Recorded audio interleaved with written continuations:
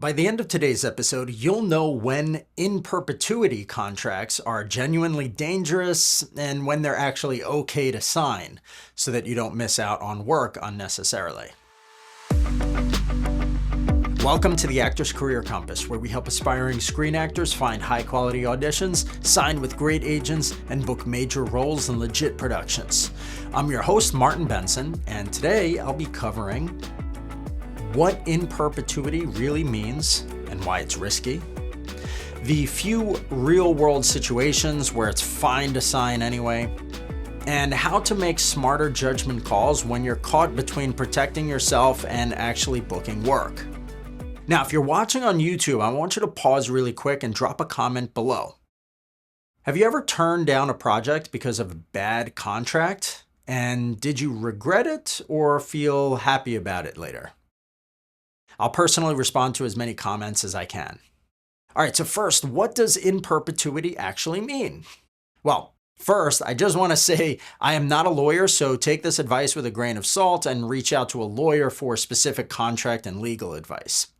Now, in perpetuity generally means that it gives the company lifetime rights to your likeness, voice, or performance across any and all media forever without future pay. It's common in non-union commercials, corporate videos, and influencer-style social media content. But for union projects, it's almost never allowed because SAG-AFTRA, which is the major Screen Actors Guild in the United States, it builds in renewals and limited usage into its contracts. So yeah, on paper, it sounds bad, but there is some nuance to it. So when is it a problem? Well, if the content promotes a major brand or product, like a commercial or print ad or web ad, that could conflict with competitor categories, like, right, if you do a Nike commercial and it could conflict with your ability to do an Adidas commercial later on. Another thing that could be problematic is if it's going to live online in a very public place with your face clearly tied to it. In those cases, yes, in perpetuity can absolutely hurt you. It means you're essentially saying, you own this image of me forever, and everyone's going to know about it, and I have no rights to do anything different, right? So there's no renewals, you have no control, no way to take it down or to ask for them to remove it. That's actually how actors accidentally get boxed out of big opportunities later. But here's the other side. It might be okay to sign, right? Let's be honest. Sometimes not signing means you don't get the job and you want work as an actor, right? So what you need to do is understand what the actual contract is saying. Specific in perpetuity rights might be granted. Okay, so for instance, is the use of your face tied to only this project? Or can they use it in anything, right? Do they have the right to use your likeness in unrelated advertising? Like, can they use this shot for something besides the Nike commercial that they did? Or in other future Nike commercials, right? Are we talking television, streaming, web, all media now and invented in the future, right? Where can they use it? You're actually allowed to ask for usage limits, okay? For example, perpetuity only for this production and its promotions. That's a common request. You can also ask them to remove unrelated advertising rights. They don't need your face to sell something totally different, and that's kind of wrong. Like, it's like they're using you. It's kind of like AI these days, right? Like, people will give the right to use your face, and now anybody could generate unlimited content with your face on it, and you can't do anything about it.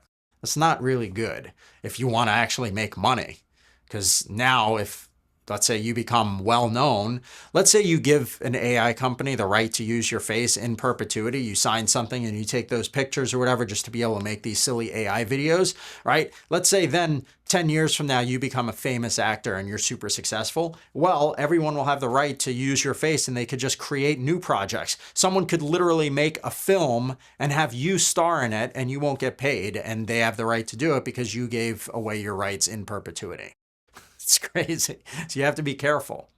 They don't need your face again, to sell something totally different or to promote something totally different. So you should be really careful about that. Now, you should also ask for credit and clear payment terms. If the pay is high enough, yeah, you might be fine with signing something in perpetuity, again, especially if it's just for that specific project.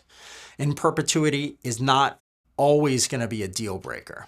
All right, so for low visibility or internal use projects, let's say like a corporate training video or an internal company content that's not going to air publicly. Again, it should be clear in your contract, but these kinds of things aren't going to really affect your brand or cause any conflict since they're only internal and they're not going to be published to the world to see.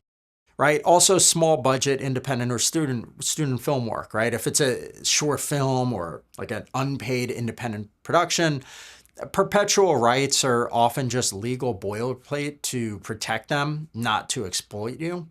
So, these projects are rarely going to resurface commercially anyway, but I would still kind of be careful of it. And again, make sure that they can't just use that in other stuff.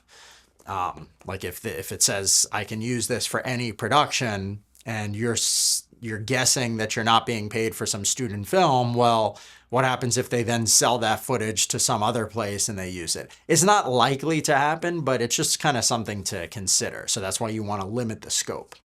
Now, honestly, even large major studio productions are going to use the in perpetuity language so that they can continue selling their film without you being able to sue them. But again, you need to read the language specifically in the contract or speak with a lawyer.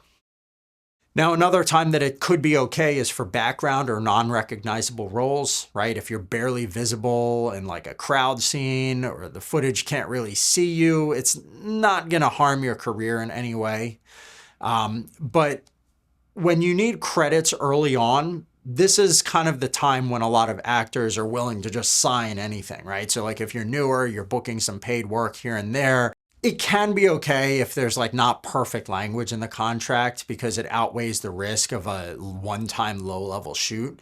But again, just kind of take heed, make a mental note. This one is a practice thing. I'm okay with if the footage somehow gets used somewhere else, as long as it's not being used for AI where they can create brand new stuff of you.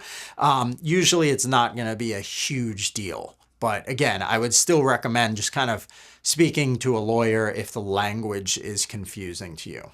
If you think about it, again, pretty much almost any actor, right, has some terrible footage or project out there that they're not proud of. Even famous actors who wish that the footage wasn't there, you can find things that they did when they were a lot younger and had no idea what they're doing. So these types of things are not going to harm you since pretty much everyone has that problem of having signed something for in perpetuity. Again, as long as it's linked just to that project, you shouldn't worry too much. The main thing to just keep in mind in general, of course, is risk versus reward.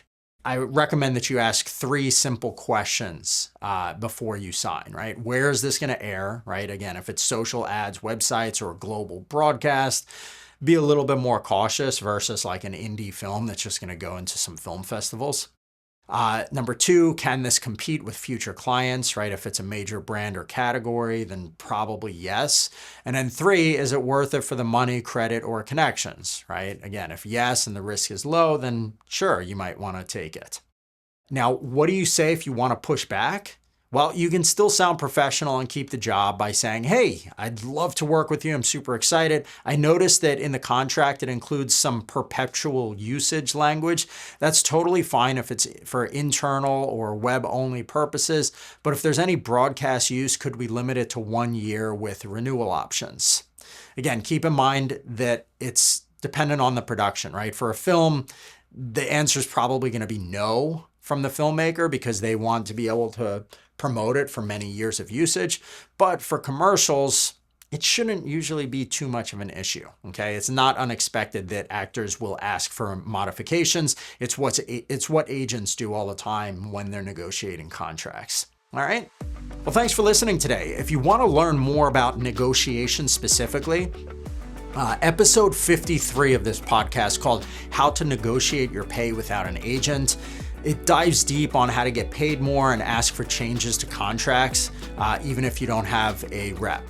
Okay, so again, that's episode number 53, how to negotiate your pay without an agent. It's about more than just negotiating pay. I do talk about just general negotiation strategies as well in that episode. It's on the Actor's Career Compass. All right, thanks so much, and I will see you soon.